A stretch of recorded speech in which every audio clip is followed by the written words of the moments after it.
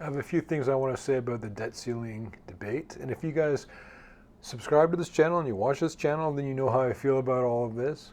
The debt ceiling is not the issue. They're raising, okay, you've got a credit card where you can spend $20,000, but then you spent $21,000. And what the debt ceiling debate is, it's about whether or not we're going to raise the credit limit on the credit card to pay the extra $1,000 to make the $21,000 that we spent. That's what the debate is. This is an article from Seeking Alpha that I pulled out a few comments here. In 2011 and 2013, we've seen battles over the debt ceiling lead to the first ever downgrade of the U.S. credit rating. And it goes on to say, this has forced us to consider the previously unthinkable. Time out here, it's only unthinkable if you guys aren't watching this YouTube channel, if you're not learning the proper information, think about things the right way. But the article goes on, the previously unthinkable, that the world's leading economy could default on its debt. Today we find ourselves facing the abyss once again. It's so crazy though that they say, this is what I'm saying, people, they don't understand what's going on here.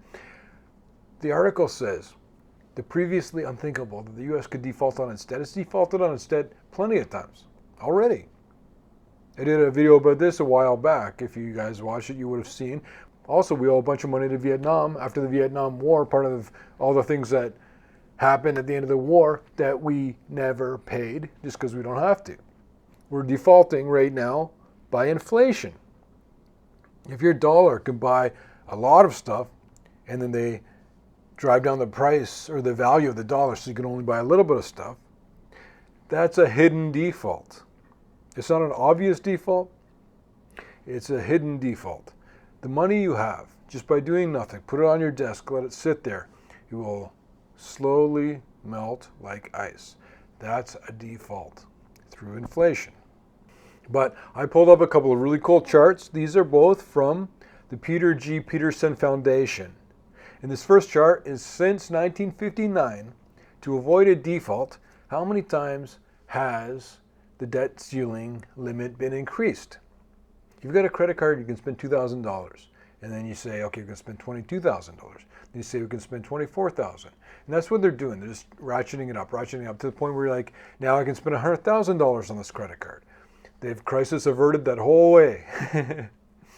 But whatever political party was in power, you can see on this chart that they raised the debt limit. They raised the debt ceiling again and again and again. This is a whole bunch of smoke and mirrors. There's a problem. Oh, we averted the crisis. There's a problem. Oh, we fixed the problem. Oh, we fixed it. It's not fixing anything. That's why we're still here. And I told you this ages ago when they were trying to raise the debt limit a couple times ago. I go, it's just going to keep coming back because they're not fixing the problem. I prefer to fix the actual problem so that we don't have to deal with this. We can move towards economic health. In this next chart, also from the Peter G. Peterson Foundation, the limit on the national debt has grown. And has it ever done anything other than grow? Never, not once. Have they ever done anything other than raise the debt borrowing limit? Never, not once. It'll be the same this time. They will raise the limit. They'll get kudos for averting that crisis. People will want to re-elect the people who helped save the nation from this catastrophe. But it's set up to continually be bumping against the edge of the cliff. And they pull us back from the cliff. I mean, bump against the edge, they pull us back. Although it's more like the cliff is crumbling towards us and that road is getting shorter by the collapse of the road itself. But I'll say the reason that we're in this situation to a certain degree is that I don't think people realize how much better it would be to take a little bit of short-term pain for a lot of long-term gain. If we had the carrying costs on national debt, which is now so much more heavy, so much more painful because of the increased interest rates, which also affects the government, not just consumers, not just corporations, anybody that borrowed money it affects. The U.S. government has to borrow or create a lot of money. Interest rates go up, they have to pay more for the carrying costs on the debts. And you say, well, why do we got to pay debts? We're the strongest economy in the world, the strongest military in the world. Why do we have to pay debts to anyone? Because most of the debt is owed to U.S. citizens. And a lot of debt is owed to other nations that if we default on that, it's going to have ramifications that we're not going to be able to borrow money from other countries. And the only reason that we've been able to live the lifestyle we're accustomed to is because we've been borrowing so much money from Japan, China. They're buying our debt. And the deal is that we're supposed to pay that back. There's a counterparty that is owed that money. What can I tell you?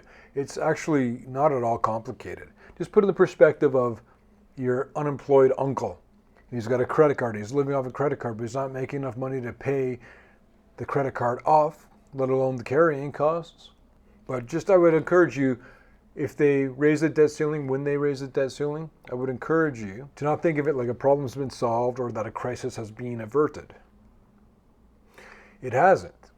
The crisis itself is the way that we're setting up our financial system, where we're continually spending more than we have, more than we bring in, and it will always be a crisis. And if we avert it, we're not averting it forever. We're averting it for now. Until the next guy's in office or the next politicians are in office, and then it's their problem.